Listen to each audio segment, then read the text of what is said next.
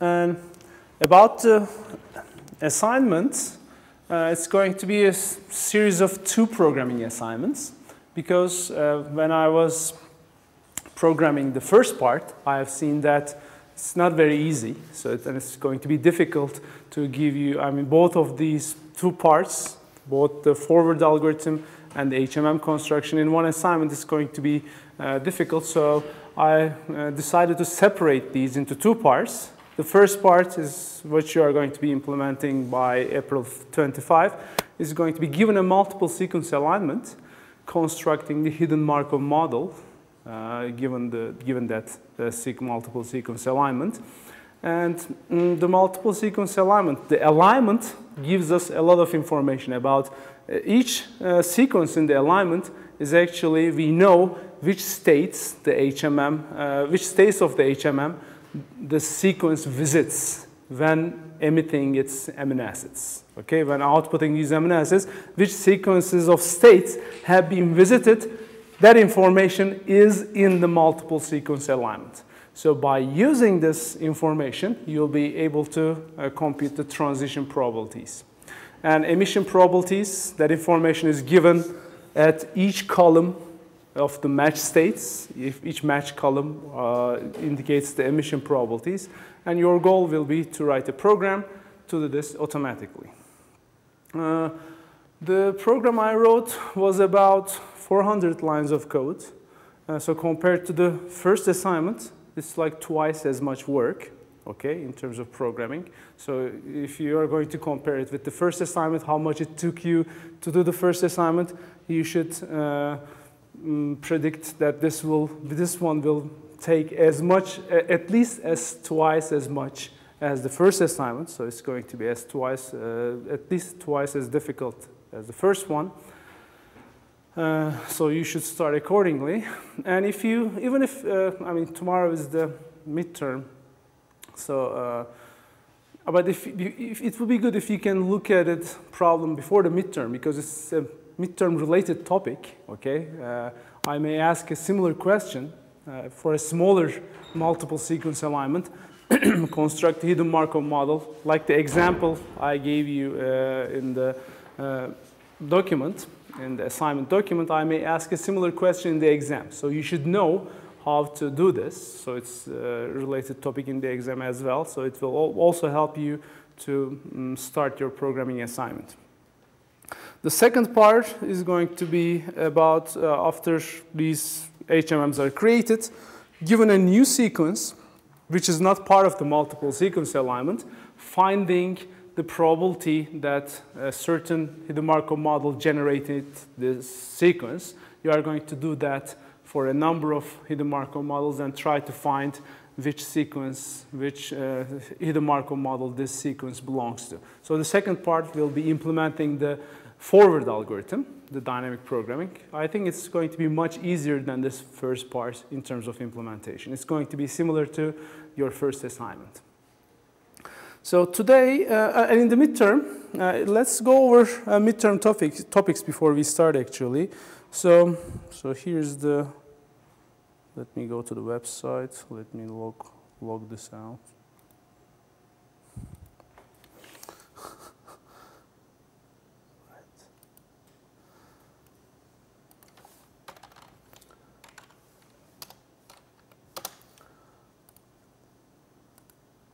So you should expect questions about pairwise sequence alignment, dynamic programming algorithm, about your, which was also the topic of your first programming assignment. You should expect questions about, and there'll definitely be questions about dynamic programming algorithm. There may be different ways to ask a question about that topic. I may give you 2 sequences and tell you, okay, fill in this table, or I may give a table and ask, what is wrong with this table, okay? For example, I may insert certain incorrect scores in the table and ask you, given this match score, mismatch score, and gap penalty, is this table filled correctly or not? Or also I can ask questions, if there are multiple optimum alignments, there may be multiple paths which lead to the same best score. How many such paths exist, for example? think about that. How many optimal solutions exist which give the same score? Questions like that. Or I may give a table and I may ask, what is the match, mismatch, and delete score? Match, mismatch, and a gap penalty used to fill in the table. Okay, it's like playing detective. So the parameters are not given, the table is given, but given that table and given the two sequences, can you find the match, mismatch, and delete scores? It's gap penalties, okay? So you should, so there may be different variations of questions that I can ask from dynamic programming alignment, dynamic programming based pairwise sequence alignment. So you should definitely expect a question from that. And another topic that you should definitely expect a question is hidden Markov models, since we have spent so much time on them. Constructing the first, about your programming assignments 2, the same idea. I mean, given a multiple sequence alignment, can you construct a hidden Markov model from that? Okay, so you should know that definitely. And also the Viterbian forward algorithms, you should know them as well.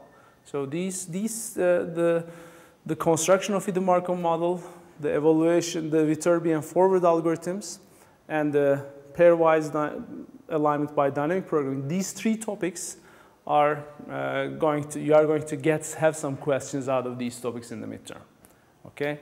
And maybe I may ask something about suffix trees or statistical significance of alignments, but given the time, I'm not planning a long midterm, therefore I may skip asking questions about suffix trees or statistical significance of alignments. I mean, these 3 questions, these 3 topics, dynamic programming, hidden Markov model, actually these 2 topics, pairwise alignment by dynamic programming and hidden Markov models may be the only thing that you are going to be seeing in the midterm, okay? But I haven't prepared the questions yet. Based on the timing, I may ask some questions about suffix trees and statistical significance, and those are basically it, okay? So, and the types of the questions you are going to expect, it may be execution of an algorithm, like the Viterbi or forward. I may give you an input to that algorithm, and I may ask you, show step by step, or show, run this algorithm on these sequences and show the result. I will not ask definition questions. Last week I said I could ask, like, you should know homology or other stuff, but I plan not to ask definition questions, so you don't need to go over them. Okay, so there will be 3 or 4 questions at most. No definitions, no true, false, or like that, just questions like this. It's like I already told you all the exam questions. All you need to do is study and be able to know how to do them, okay? So you need to know the dynamic programming table of pairwise sequence alignment. Well, if you know that well, you'll be able to do all these different variations. Given the table, you should be able to find out match, mismatch, and gap penalty from the table, or other variations. Whether there's some error in the table, you should be able to detect them. If there are multiple paths that could be used to trace back the optimal alignment, you should be able to do that. So if you know how to do these things, you'll be able to answer any variation of such a question. And if you know how to construct hidden Markov models from multiple sequence alignments, and if you also know the Viterbi and the forward algorithms, you should also have no problem in those questions. All right, do you have any questions after these explanations? Yes?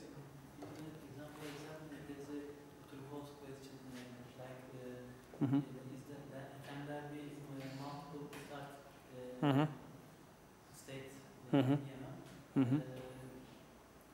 There can be, or? Yeah, there can be multiple start states. But in profile HMM, there is one start state, which is the begin state. I mean, but that's just a design choice. In general, hidden Markov models there can be multiple start states in a hidden Markov model. Okay. If it's not stated, if the statement does not say, in this typical profile hidden Markov model, which was discussed in class, which had a begin and end state, in that hidden Markov model, can there be more than one start state? Then the answer would be no, because begin state, that's the designated start state. However, if the statement is a general statement, which says that hidden Markov models cannot have more than one start state, that's a wrong statement. Because as you can see, the hidden Markov models, one of the parameters that define the hidden Markov models is the starting probability. So that starting probability tells us that we can start from different states with certain probabilities. Okay? But I'm not going to ask true-false questions this time. Yes? In the past exam, you asked some question about e-value. Mm-hmm. We couldn't understand why you write there 2, 4. It should be 5 to us. Okay, yeah. Let's try to answer. We may try to solve that question here. So can you? Do we have it on the website? The past midterms. Okay. Okay, in open courseware. Yeah, let me get that. I don't dare. Oh, it's okay.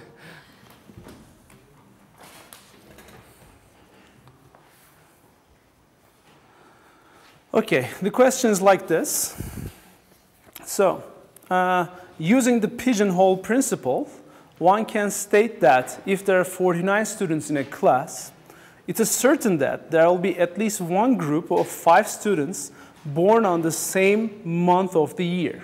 Okay, so how do we know that? What this pigeonhole principle is that how many different months we have in a year? 12, right? We have 12 holes.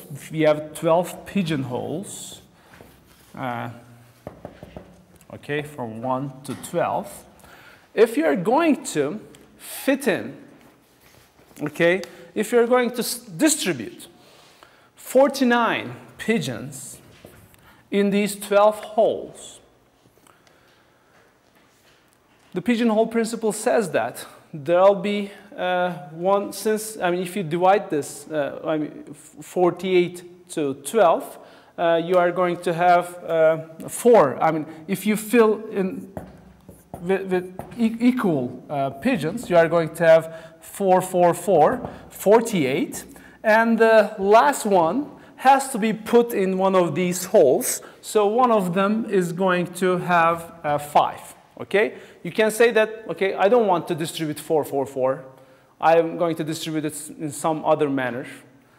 In any other manner in other strategy, you are going to have, for example, you say, okay, I want to put the 10 pigeons here in one hole, okay?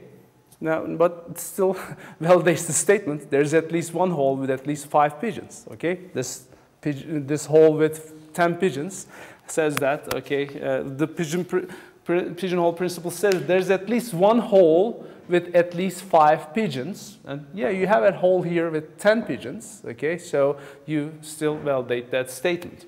It doesn't say that there is not going to be any holes with no pigeons. There cannot be any empty pigeons. The statement does not say that. The statement says that there'll be at least one of them with at least 5 pigeons in them. So in this 4-4-4 distribution is like the worst case. What the least possible pigeons you can have in the holes is this equal distribution. If you don't have equal distribution, you are going to have high number of pigeons in one hole, which validates the statement easily. Now, so we are going to have at least one group of 5 students born on the same month of the year. In other words, the probability of observing 5 students having the same birth month in a group of 49 students is 1. Okay? So when we talk about probability, it says that if there are 49 students in a class, in order to, it's for sure, it's for certainty that if you choose not random 5 students, there are going to be 5 students in that class with the same birth month. That's for sure. That's that's the same as the pigeonhole. Even if, even if 10 of them share the same birthday, you can just pick 5 from this and say they share the same birthday. Here are the 5 students that share the same birthday. So in a class of 49 students, you can find out 5 students which share the same birth month. Okay? Now, the question is, okay, this probability, you are going to for sure observe 5 students having the same birth month. Okay, the probability is 1. But the question asks about e-value. Okay, it's like what is the relationship of the probability and e-value here? E-value is something different, and it's computed differently. So the question says that what is the expected value of observing 5 students that have, so how many different 5 student groups are going to have the same birth month, okay? So this is, I'm going to, from these 49 student groups, I'm going to choose 5 of them, and if all of them have the same birth month, I'm going to, my e-value is going to increase 1. If I choose another 5 students, if they also all have same birth month, I'm going to increase the e-value again by 1, okay? So it's like the total number of students of groups of 5 which have the same birth month within that group. Okay, so the e-value, that's the difference between probability and e-value. E-value is the number of, so it's here so this is also revert the question. It says that compute the expected value of this random event.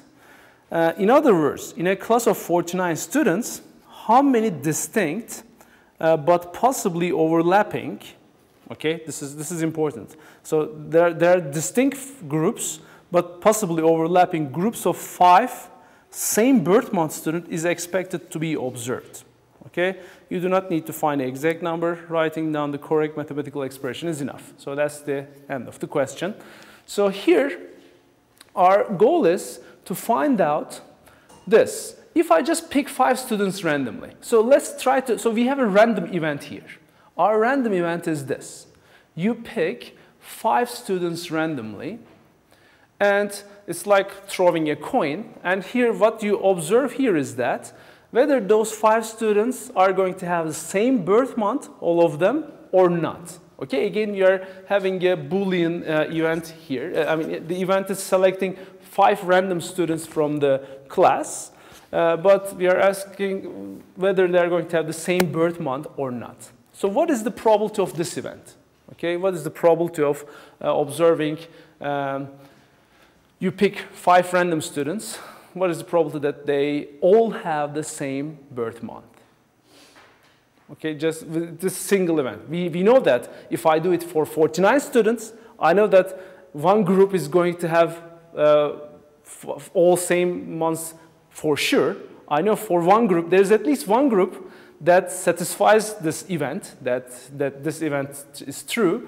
But just forget about this, there is at least 5. Now we are computing something else. Now we are considering this event, which is just pick 5 students. What is the probability that they are going to have the same birth month? So, 12 to the minus 4? Mm-hmm. Yes. 12 to the power of minus 4? Yes, 12. It's correct. That probability is 1 over 12 to the 4. Okay? Because what happens is that we are going to have, it's like observing 5 heads in a row or something like this. It's similar to that. So it is, imagine we have picked a group of 5 students. Here, they can all be born in January, okay? The probability that they are born in all January, okay, if I ask this probability, what is the probability that this 5 random students picked, 5 randoms, all of them are were born in January? That probability will be 1 over 12 to the power 5, right? the probability that the first one is going to be generally is 1 over 12, 1 over 12, 1 over 12, 1 over 12, 1 over 12. However, I'm not asking a particular specific month. I'm not asking January here. They could all have the same birth month if it was February, March, April, May, okay? So there are 12 such possible events, 12 different months that could have produced the same month. So if you multiply it by 12, you are going to get 1 over 12 to the power 4. So the probability that. Yeah, so this was the difference you were asking, right? Why is it not 5? Why is it 4? That's the reason it's 4. If it was 5, it's like if I was asking a particular month, what is the probability they were all born on May? That would be 1 over 12 to the power. It's the same as the amino acid matching. What is the probability to have a matching amino acid? That probability is not 1 over 400. It's 1 over 20. It's the same idea. Okay, to get the probability of a match is 1 over 20, but the probability that 2 of them are isoleucine, that's 1 over 400. Okay, if I ask a specific amino acid, that would be. So the probability of the specific event is, I mean, just pick random 5 students, and they all have the same birth month. The probability of that event is 1 over 12 over 4. Now, what I do is, how many different groups of 5 students can you pick from these 49 students? That's 49 choose 5, right? This 49 choose 5 is the number of different groups you can form of student 5. Okay, these are the number of distinct groups. They may be overlapping. So this is the number of times you can try out this event. Okay, you can select this many different groups of 5 students from a group of 49 students. And if you are going to try this event that many times, you multiply it with this probability, and that's the answer to the question. Okay. Yeah, sure. In the HMM question. Uh-huh. Yeah, this one. The insertion part Uh-huh. is 0.5. But in the example that we Mm-hmm, mm-hmm. in the class, it was 1. Oh, okay. Yeah, it can be actually. Yeah, the insertion state. Insertion states can have all 0.25, 0.25, 0.25. So that's the correct answer. If the solution actually who got that 0.25 got full credit from the course, from the question. Okay, so if it's not stated in the question, I mean, what emission probabilities you are going to be using at insertion states should be described by the question. Okay, it's like an input parameter. So if it's not specified, you can use the background nucleotide or background amino acid probabilities, which are for nucleotides, it's going to be 0.25, 0.25. So that's correct. You could have used 0.25. But if the question implicitly states that, okay, for also insertion states, use the frequencies in the alignment as emission probabilities at the insertion states, if it's stated like that, then you should compute the emission probabilities accordingly. Yeah, even when it's doing a loop, even in an insertion state, or if an insertion state we are having loop, it doesn't matter. I mean, the emission probabilities consider all the things that are emitted at an insertion state. So there may be multiple columns which indicates this insertion state 1. Okay? In the alignment, there may be multiple columns which indicate amino acids emitted, outputted at insertion state 1. So, you know, if the question tells us that, use the frequencies of amino acids outputted at this state in the alignment for insertion probabilities, we are going to count all these and put the emission probabilities accordingly.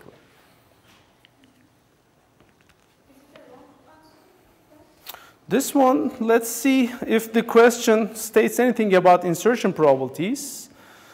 So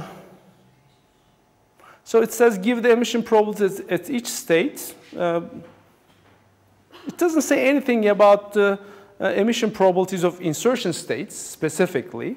So this one is also correct. So since nothing is stated, it means that you can choose any strategy you want to determine the insert states emissions. Both are correct, it means. Are there any questions? Any other questions related to anything you didn't understand? Okay, so in the midterm, I also, when I was talking about the midterm topics, you may have mentioned, I didn't mention anything about multiple sequence alignment. So I'm planning not to ask questions from multiple sequence alignment, okay? So if you have studied, sorry for that, but this is just a hint that just came up. So I could have, I was planning to ask, but I thought, I mean, the hidden Markov models and dynamic programming questions will be enough. So I'm going to leave the multiple sequence alignment questions for the final. I'm not planning to ask any multiple sequence alignment questions, but let's finish off these a couple of slides we have left and finish these patterns and profiles and multiple sequence alignment topic. It's like we are 2 weeks behind schedule, so I don't know why we are going slow this semester. I was usually on schedule in the other semester, but this semester we are taking a lot, we are like 2 weeks before schedule, so maybe we may need to skip some topics. I need to start protein structures as soon as possible. We have talked enough on sequences, so let's maybe I may skip the phylogenetic tree construction topic, but let's see. I need to work that out whether we'll be able to make every topic in time. So we talked about multiple sequence alignments. Given multiple sequences, the multiple sequence alignment problem is to find how each of these sequences are related to each other, finding the conserved regions which are biologically correct. And it's very difficult to actually evaluate multiple alignments. There are many algorithms. If you go search for multiple sequence alignment, there are even research papers published recently. In the last 2 years, there are multiple sequence alignment papers. Okay, so this problem is still like an unsolved problem. People are still trying to find techniques to do multiple sequence alignment. But there are existing techniques which work, okay, but still people are searching whether they can work better or they can scale up to longer sequences. For example, a challenge would be multiple genome alignment, okay? Multiple whole genome alignment. For example, aligning 5 whole genomes of 5 species multiply. So that would be a challenge, for example, for multiple sequence alignments because scalability is a big challenge. But probably if you go search for this topic, there may be existing techniques that does that as well. Multiple whole genome alignment is probably a studied topic these days. Now, the question is, when we have an algorithm that performs a multiple alignment, how do we know the results are good? Okay, how are we going to compare what is the true multiple alignment of these sequences? That's a question, and that's these benchmarks, the Bella-based benchmark, the SAB benchmark. There are a number of benchmarks in which the multiple alignment is mostly done using the structure information of the proteins, because protein structure, the shape of the protein, are more conserved than sequence, meaning that by mutations, you may have differences in sequences. The sequences may only have 10% similarity, sequence identity, but if you look at their structure and function, they may be very similar, like the globin proteins. Do I have those examples? Yeah, I think in protein structure slides, I have that example. Yeah, this is the protein structures. Let me save it.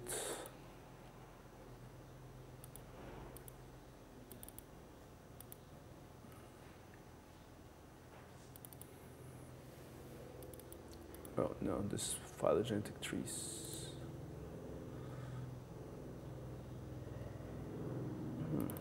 Maybe. No, this is something else.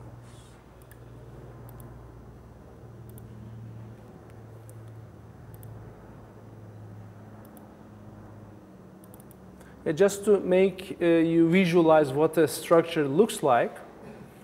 Okay, so the structure alignment.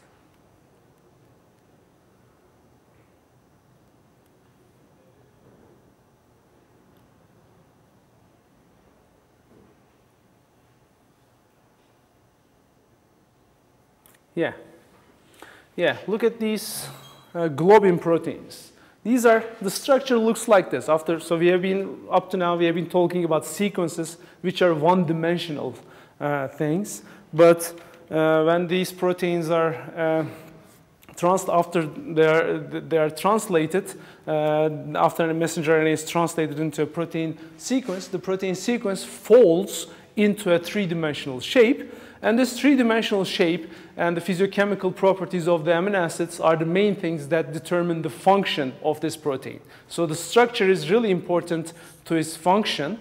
And sometimes related protein in a family, so this says that two globins, meaning that they're the same family proteins, if you look at their sequences, they share only 8.5% identical amino acids. If you align them, they'll probably, even pairwise alignment cannot align them correctly because 90% of these sequences are not matching. Okay, they are mutated, they've diverged. If you just look at the sequences, you are going to find that the alignment is, you may not even be able to find an alignment between sequences. However, the structure tells us a lot more. The structure tells us that certain regions of these proteins are similar. I mean, in terms of shape, they are similar. So this structure alignment also tells us which amino acids should be aligned with each other. In other words, if we have structure information for proteins, we can say that, okay, probably these parts of this protein should be matched to these parts of the other protein because they are the parts that are functionally similar. So if we have structure information about proteins, we can use them as benchmarks to sequence alignment algorithms. For example, if we knew this structural matching, structural alignment, and if we are evaluating sequence alignment algorithms, an alignment produced a score of 100, another alignment produced a score of 50, for example. You would say that, okay, the score of 100 is probably better. But if you look at the alignment score of 50 and see that it is a better match for the structural alignment, you would say that the alignment which actually produced a smaller score matches the actual biology better than the other alignment. Okay, so our goal, because the reason that score 50 and score 100, maybe the reason maybe your scoring function may not be correct. Okay, your scoring function, how do you know that it models the real evolution, real biology well? Maybe our scoring function was flawed. Okay, so these kind of structural similarities gives us much more information about the actual matching parts. And these benchmarks about multiple sequence alignments are produced by such structural alignments. Given they usually contain families of proteins whose structures are known, they first perform a structural alignment of these proteins, find the matching regions. And actually, this would be like a hint, but it doesn't matter. The test inputs in your second programming assignment, they're coming from one of these benchmarks. Okay, so it means they're actual protein sequences. They are parts of actual protein sequences which are actually aligned. The similar regions are aligned with each other. The inserted regions are found based on their structure. So they are manually refined. And here, if we have such an alignment, now the question becomes, if you produce an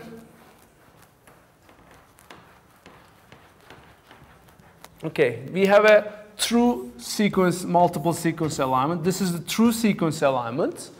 And your algorithm produced some result.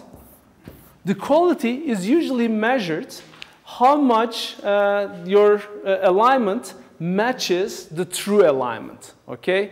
There may be certain core blocks in this benchmark alignment. There may be a core matching region, core block, which shows that these parts of amino acids, these parts of these protein sequences should be matched with each other. This is a core conserved block. And we look at the result produced by our algorithm and see whether we were able to capture the same core block. If we could capture, it means that we did something good. Okay, so this is how quality is measured in these by using these benchmarks. But to guide an algorithm, when this algorithm is finding this final resulting multiple sequence alignment, it's probably searching this alignment in a very large alignment space. So how does this algorithm produce this final alignment which it thinks is the best alignment? Okay, the algorithm thinks that this is the best alignment in that search space. So algorithm has to have a certain scoring measure to, by just looking, so evaluation with respect to a benchmark is something different. Okay, what I'm saying here is that if we do not know the benchmark, if we do not know what the true alignment is, how can we score an alignment by just using this alignment itself? Okay, we can use a similar scoring strategy like we did by using Blossom PAM matrices. We can look at a column here and see how many same type amino acids are put inside the same column. If an algorithm which maximizes these same type amino acid columns would be a good optimization strategy. So here, and ideally, a scoring scheme actually should penalize variations in conserved regions higher. For example, if I think that this region is conserved, I don't want to. This algorithm should try to put, even if I have a matching amino acid far away from here, it should try to put here, even with the cost of gaps in these regions, because a mismatch in this conserved region should be penalized more, because I want that region to be the same amino acids, because that's a very important region. Maybe the variation should be in the other regions. Okay, I don't want to have variation in a conserved region. We should guide the alignment towards that. And in order to be able to do that, we should penalize these mismatches in these areas more. But bad news is that we do not know which regions are really conserved regions before we do the alignment. I mean, this is not an information that is given to you a priori, so you don't have this information. So usually the scoring algorithms treat each column of the alignment same. They cannot treat them separately, which may lead us to a wrong alignment. And most scoring measures, they usually assume independence of columns, which is not true. I mean, we say there's a core block.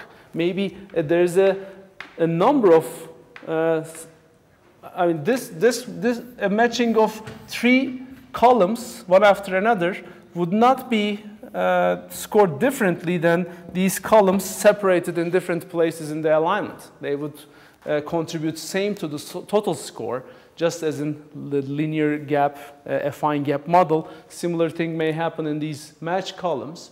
And there are different scoring functions. There's a scoring function based on entropy, and there's the sum of pairs score. I'm going to give examples of these quickly. So I'm going to skip this multiple longest common subsequence score. Okay, I'm just going to talk about entropy and sum of pairs. Entropy score is based on information theory. We just compute the entropy of a column by looking at the symbols in that column. If all the symbols in that column are the same symbols, the entropy would be the minimum entropy. So our goal is to minimize the entropy like this. Or if you take the we want to minimize this. Okay. So here look at this. We have these three columns. In the first column, I have all AAAA. So the entropy here. So if we compute the entropy of each column, the entropy of this is going to be 0. The entropy of ATGC is going to be 2. Okay, so we don't want high entropy. So we compute entropy, so a column like this, which all varying nucleotide types, we don't want columns like this in our alignment. When we align them, we want similar type nucleotides or amino acids to appear in the same column. This is our like match score. So if we compute entropies for each column separately and we all sum them up, it's going to give a total entropy score of this alignment, and we may compare two alignments based on this entropy score. Okay, so the total entropy score of an alignment may be the summation over all columns of this entropy computation.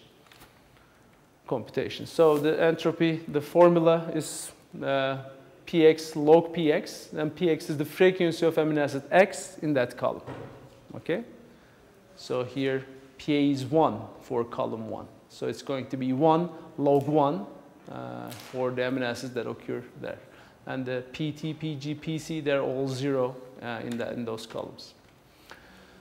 And here's another example, entropy computation. So the column entropy is this. The total alignment entropy of this is going to be, the entropy of the first column is 0, the second one is 0.8, the third one is 2.0, so the total entropy is 2.8. So this is just one scoring measure, one way to compute the score of a given alignment. You may argue that this probably is not the best way to compute score, as it treats each column independently, whether it's in a core block or non-conserved region, it's not important at all, but this may not be biologically a good way to compute a score. And another score is the sum of pairs score. Sum of pairs score is based on the fact that a multiple sequence alignment induces pairwise alignments. So if we can compute the score of such an alignment using Blossom matrix and given gap penalties and match scores and mismatch score, we can say that the score of this alignment is this. Okay? We can compute the score of each such pairwise induced alignments, and the summation of these can give us a score of the multiple sequence alignments, hence the name sum of pairs score. Okay? We just compute the pairs of scores for each of these sequences, and we sum them up to get an overall score of the alignment. And actually, when we are doing this, we don't need to do it sequence by sequence. We can, similar to entropy, we can do it column by column.